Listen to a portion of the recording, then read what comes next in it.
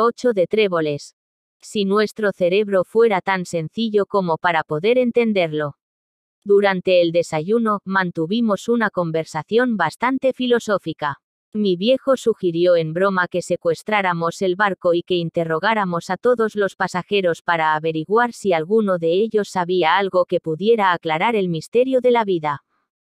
Esta es una oportunidad única. Este barco es como la humanidad en miniatura. Somos más de 1000 pasajeros procedentes de todas partes del mundo. Pero todos estamos a bordo del mismo barco, a todos nos levanta la misma quilla. Señaló el comedor y añadió, entre tanta gente, tiene que haber alguien que sepa algo que los demás no sabemos. Con tantas cartas buenas en la mano, debe haber al menos un comodín. Hay dos, dije mirándole. Su sonrisa me dio a entender que había captado bien mi mensaje. Por fin dijo. En realidad deberíamos coger a todos los pasajeros y preguntarles uno por uno si saben por qué vivimos. A los que no supieran contestar, los tiraríamos por la borda. ¿Y qué pasará con los niños? Pregunté. Aprobarán con notas excelentes. Decidí hacer algunas investigaciones en el transcurso de la mañana. Primero me bañé mucho rato en la piscina, mientras mi viejo leía un periódico alemán, y luego me senté en la cubierta a mirar a la gente.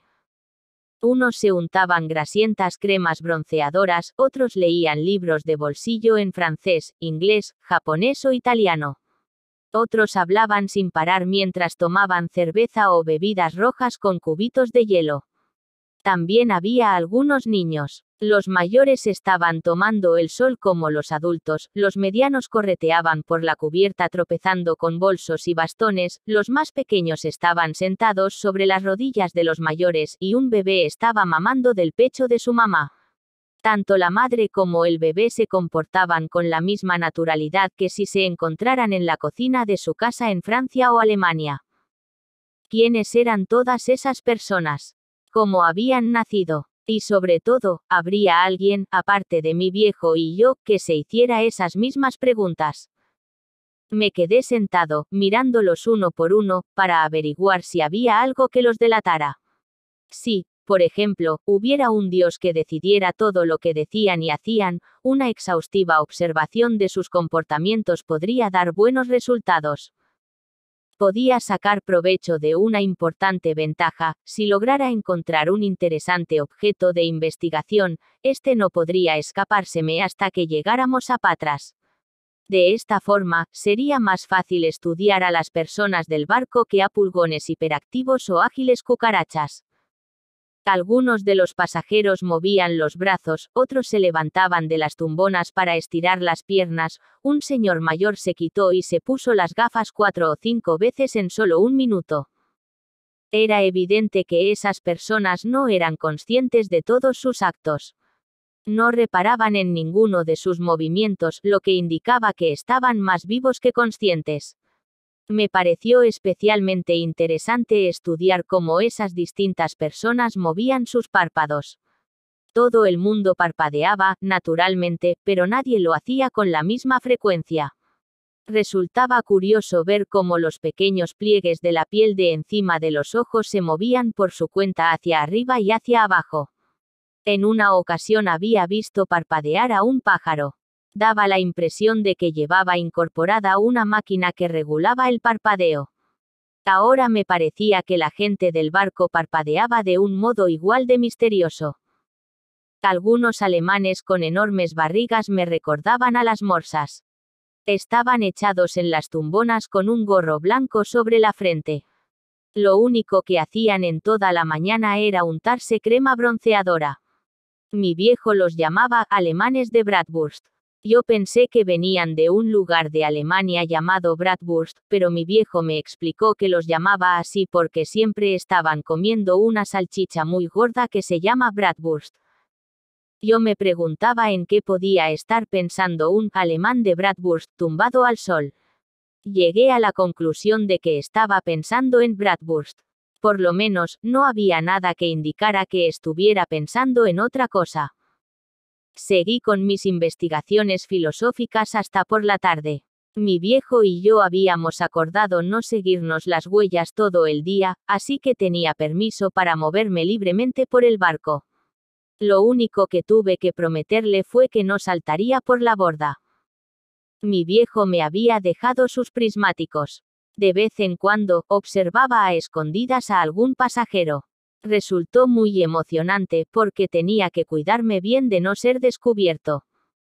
Lo más grave que hice, fue seguir a una señora americana que estaba tan loca que pensé que a lo mejor podría darme una explicación de lo que era el ser humano. La pillé escondiéndose en un rincón del salón. Miró hacia atrás, para estar segura de que nadie la veía. Yo me había metido debajo de un sofá, mirando hacia arriba, y nadie me descubrió. Sentía un cosquilleo en el estómago, pero la verdad es que no temía por mí, sino por ella. ¿Qué secretos ocultaría? Al final pude ver que sacaba del bolso un estuche de cosmética verde, del que extrajo un pequeño espejo. Primero, se miró desde todos los ángulos posibles, luego se pintó los labios. Comprendí inmediatamente que lo que acababa de ver podría tener cierta importancia para un filósofo, pero ahí no acabó todo. Cuando terminó de maquillarse, empezó a sonreírse a sí misma y, justo antes de volver a meter el espejo en el bolso, levantó una mano y se saludó a través del espejo, mientras sonreía abiertamente y se guiñaba un ojo. Cuando desapareció del salón, me quedé agotado en mi escondite. ¿Cómo era posible que se saludara a sí misma? Tras algunas reflexiones filosóficas, llegué a la conclusión de que esa señora era tan rara porque quizá fuera una dama comodín. Porque, si se saludaba a sí misma, lo que está claro es que era consciente de que existía. De esa manera, era dos personas al mismo tiempo. Era a la vez la señora que estaba en el salón pintándose los labios y la que se saludaba desde el espejo. Yo sabía que, en realidad, no está permitido hacer experimentos con seres humanos, así que no seguí a nadie más. Pero cuando por la tarde volví a ver a la señora jugando al bridge, me dirigí a ella y le pregunté en inglés si me daba el comodín. No problem, dijo, y me lo dio. Levanté una mano y la saludé a la vez que le guiñaba un ojo. Se quedó tan perpleja que casi se cae de la silla. A lo mejor se preguntaba si yo conocía su pequeño secreto. Esa fue la primera vez en mi vida que pedí un comodín por mi cuenta. Mi viejo y yo habíamos quedado en vernos en el camarote antes de cenar. Sin darle muchas explicaciones, le conté que había hecho algunas observaciones importantes, y durante la cena mantuvimos una interesante discusión acerca del ser humano. Yo dije que me parecía curioso que los seres humanos, que somos tan listos para muchas cosas, como por ejemplo la exploración del espacio y la composición de los átomos, no sepamos más sobre nosotros mismos. Entonces mi viejo dijo algo tan inteligente que creo que puedo recordarlo palabra por palabra. Si nuestro cerebro fuera tan sencillo como para poder entenderlo, seríamos tan tontos que, de todos modos, no lo podríamos entender. Me quedé un buen rato meditando sobre esta frase. Al final, llegué a la conclusión de que la frase decía más o menos todo lo que podía decirse sobre la pregunta que yo había hecho. Mi viejo continuó. Porque hay cerebros mucho más simples que el nuestro. Por ejemplo, podemos, al menos hasta cierto punto, entender cómo funciona el cerebro de una lombriz. Pero la lombriz no puede, para eso, su cerebro es demasiado simple. Puede que haya un Dios que no se entienda. Mi viejo se sobresaltó. Creo que le impresionó un poco que yo fuera capaz de hacer una pregunta tan astuta.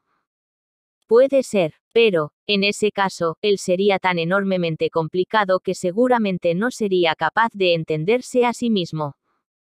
Hizo señas al camarero para pedirle una cerveza con la comida. Siguió filosofando hasta que se la trajeron. Mientras el camarero echaba la cerveza en el vaso, dijo: Si hay algo que no entiendo, es por qué Anita nos dejó. Me llamó la atención que de repente utilizara su nombre, ya que solía decir mamá como yo. Mi viejo hablaba tanto de mamá que a veces me hartaba. Yo la echaba de menos tanto como él o más, pero me parecía mejor echarla de menos cada uno por nuestra cuenta que echarla de menos los dos juntos. Añadió. Me parece que entiendo más de la composición del espacio que de las razones por las que esa mujer simplemente se fue, sin dar una clara explicación de por qué desapareció. Quizá ella misma tampoco lo entendiera, repliqué. Después de cenar, dimos un paseo por el barco. Mi viejo señalaba a los oficiales y a la tripulación, explicándome el significado de los distintos galones e insignias. Yo no pude evitar pensar en una baraja. Un poco más tarde, mi viejo me confesó que tenía la intención de darse una vueltecita por el bar. Pensé que era mejor no iniciar ninguna discusión al respecto, y le dije que prefería volver al camarote a leer mis tebeos. Creo que le pareció bien quedarse un rato a solas, y yo, por mi parte, estaba ya pensando en lo que le contaría Frode a Hans el panadero. Por supuesto, no tenía ninguna intención de leer tebeos del Pato Donald. Quizá fuera ese el último verano en que me gastara dinero en ese tipo de cómics. Al menos ese día aprendí una cosa, ya no era solo mi viejo el que filosofaba. Yo también había empezado a hacerlo. 9 de tréboles. Una especie de gaseosa dulce, de aspecto centelleante y ligeramente espumosa. Menos mal que pudimos escapar, dijo el anciano de la barba blanca y larga. Permaneció sentado durante mucho tiempo con la mirada clavada en mí. Tenía miedo de que contaras algo. Por fin dejó de mirarme. Señaló hacia abajo, al pueblo, y se estremeció de nuevo. No habrás contado nada, ¿verdad? Me temo que no entiendo lo que quieres decir. Es verdad, seguramente estoy empezando por el final. Asentí comprensivo. Si hay un principio, dije, seguramente será bueno empezar por él. Naturalmente, exclamó, pero ante todo quiero que me contestes a una pregunta, ¿sabes a qué día estamos hoy? No estoy totalmente seguro, admití. Debe de ser uno de los primeros días de octubre. No me refiero exactamente al día. ¿Sabes en qué año estamos? En 1842, dije. De pronto empecé a entender algunas cosas. El viejo movió la cabeza. Entonces hace exactamente 52 años, hijo mío. ¿Tanto tiempo llevas viviendo en esta isla? Sí, tanto tiempo. Se le escapó una lágrima por el rabillo del ojo, que rodó por su mejilla, sin que él hiciera ningún intento de secarla. En el mes de octubre de 1790 salimos de México, prosiguió. Al cabo de unos días de travesía, el bergantín en el que navegaba naufragó. El resto de la tripulación se perdió con el barco, pero yo me agarré a unos gruesos troncos que flotaban entre los restos del naufragio y logré llegar a esta isla. Se quedó profundamente ensimismado. Le conté que yo también había llegado a la isla tras un naufragio. Movió la cabeza con aire melancólico. Luego añadió. Dices isla, y yo también lo he dicho. Pero podemos estar totalmente seguros de que se trata de una isla. Yo he vivido aquí durante más de 50 años, hijo mío, y he explorado mucho, pero jamás he vuelto a encontrar el camino hacia el mar. Será una isla muy grande. Una isla muy grande que no figura en ningún mapa, dijo mirándome. Evidentemente puede que hayamos encallado en algún lugar del continente americano, repliqué. O en África, si quieres. No es fácil saberlo, ya que estábamos a merced de las corrientes marinas, antes de ser lanzados a la playa. El anciano volvió a sacudir la cabeza con resignación. Tanto en América como en África hay seres humanos, joven. Pero si esto no es una isla, y tampoco uno de los grandes continentes, ¿qué es entonces? Algo muy diferente, murmuró. Volvió a quedarse totalmente ensimismado. Los enanos, dije, ¿te refieres a ellos? Pero contestó a mi pregunta con otra, ¿estás seguro de que vienes del mundo exterior? ¿No serás tú también de aquí? Yo. Por sus palabras deduje que al fin y al cabo, se estaba refiriendo a los enanos. Yo me enrolé en Hamburgo, dije. Ah sí, yo soy de Lübeck. Y yo también. Me enrolé en un barco noruego en Hamburgo, pero yo nací y me crié en Lübeck. De verdad, entonces cuéntame primero lo que ha sucedido en Europa durante mis 50 años de ausencia. Le conté lo que sabía. La mayor parte de mi relato se refirió a Napoleón y a todas las guerras. Dije que Lübeck había sido saqueada por los franceses en 1806. En 1812, el año en que nací, Napoleón inició una campaña en Rusia, dije para terminar, pero tuvo que retirarse con grandes pérdidas. En 1813, fue vencido en una gran batalla en Leipzig. Entonces convirtió Elba en su pequeño imperio. Pero regresó unos años más tarde y reinstauró el imperio francés. Esta vez fue vencido en Waterloo. Vivió sus últimos años en la isla de Santa Elena, al oeste de África. El anciano escuchaba con gran interés.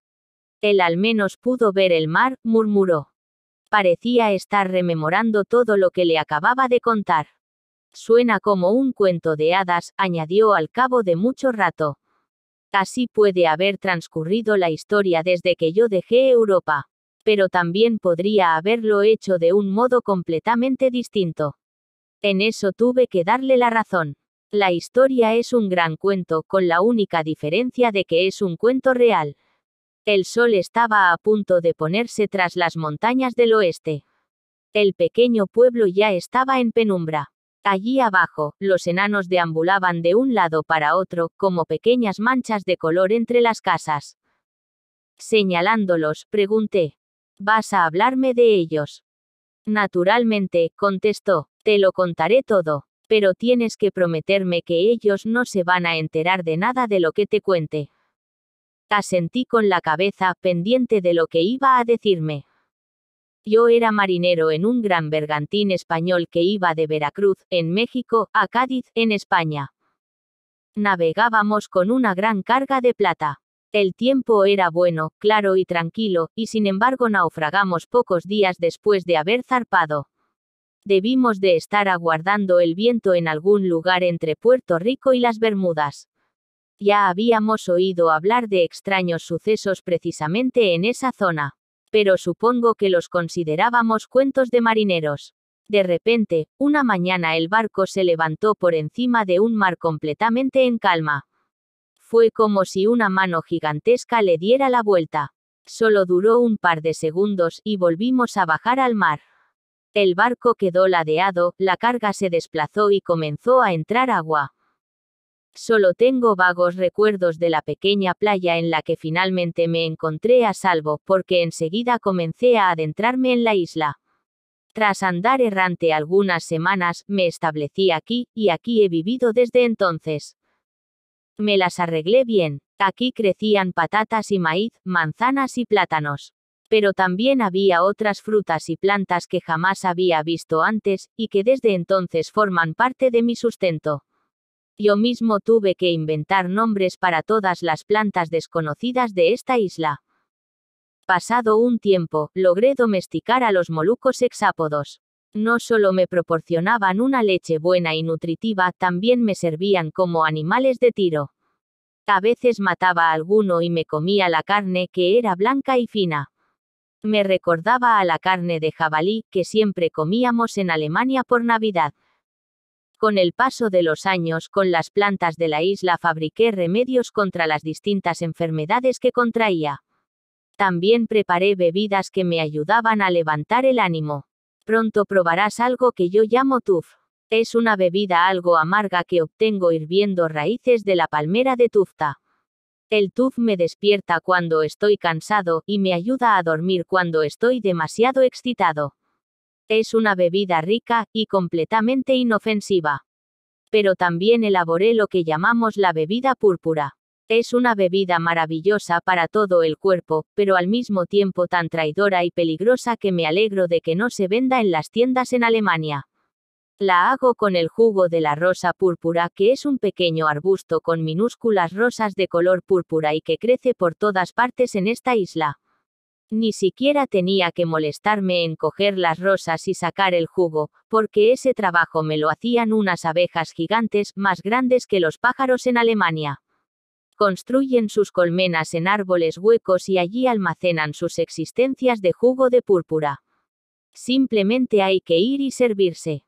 Mezclando el jugo de las flores con agua del río del arco iris, en el que también cojo peces de colores, obtuve una especie de gaseosa dulce, de aspecto centelleante y ligeramente espumosa.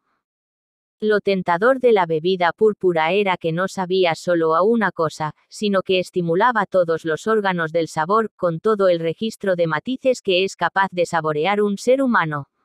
Y es más, la bebida púrpura no dejaba el sabor únicamente en la boca y en la garganta, sino que se saboreaba en cada célula del cuerpo. Pero no es sano devorar el mundo entero en un solo sorbo, hijo mío. Es mejor ingerir el mundo en porciones. Cuando obtuve la bebida púrpura, empecé a beberla a diario. Me ponía más alegre, pero solamente al principio. Poco a poco, comencé a perder la noción del tiempo y del espacio. De repente me despertaba en algún lugar de la isla sin acordarme de cómo había llegado hasta allí. De esa manera, vagaba durante días y días sin encontrar el camino de regreso a casa. A veces me olvidaba de quién era y de dónde venía. Era como si todo lo que me rodeaba fuera yo mismo. Empezaba como un picor en los brazos y las piernas, luego se iba extendiendo hasta la cabeza, y finalmente la bebida empezó a consumir mi alma. Bueno, al menos me alegro de haber parado antes de que fuera demasiado tarde. Hoy en día, la bebida púrpura solo es consumida por el resto de los habitantes de esta isla.